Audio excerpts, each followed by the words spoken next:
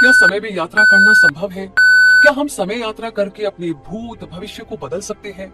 इस सदी के महान भौतिकी वैज्ञानिक स्टीवन हॉकिंग का मानना है कि हाँ, हम समय यात्रा कर सकते हैं। उनका मानना है कि ये ठीक ऐसा ही है जैसे कि किसी बस में ट्रैवल करना। इस भौतिक संसार में दिखाई देने वाली हर चीज के 3 आयाम होते हैं। यहाँ दिखाई देने वाली हर चीज, यहाँ तक कि हमारे भी 3 आयाम होते हैं और उन्हीं आयामों के कारण हम इसे 3D वर्ल्ड कहते हैं।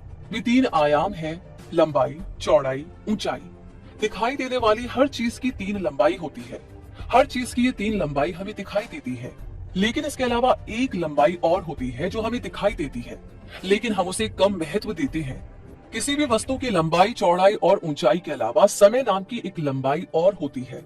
यही वो लंबाई है जो हमारी समय यात्रा की कल्पना को सच में बदल सकती है। हर किसी चीज की एक उम्र होती है। जैसे मनुष्य की औसत आयु 80 साल, किसी कुत्ते की आयु 14 से 15 साल, तो वहीं किसी कछुए की औसत उम्र 200 साल तक होती है। ये उस चीज की समय लंबाई कहलाती है। इसके अलावा हमारी पृथ्वी और इस ब्रह्मांड में ऐसे भी ऑब्जेक्ट्स हैं जिनकी समय लंबाई काफी बड़ी होती है। जैसे पृथ्वी पर नजर आने वाले पहाड़ों की समय लंबाई हजारों सालों तक होती है, तो वहीं हमारे सोलर सिस्टम के केंद्र में स्थित सूरज की समय लंबाई अरबों सालों तक होती है।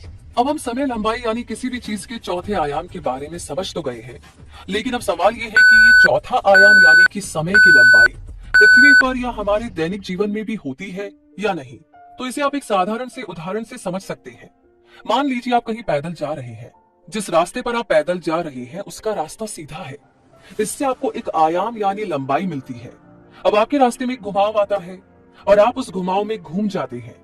अब आपकी यात्रा में एक आयाम और जुड़ गया है जिसे चौड़ाई कहते हैं।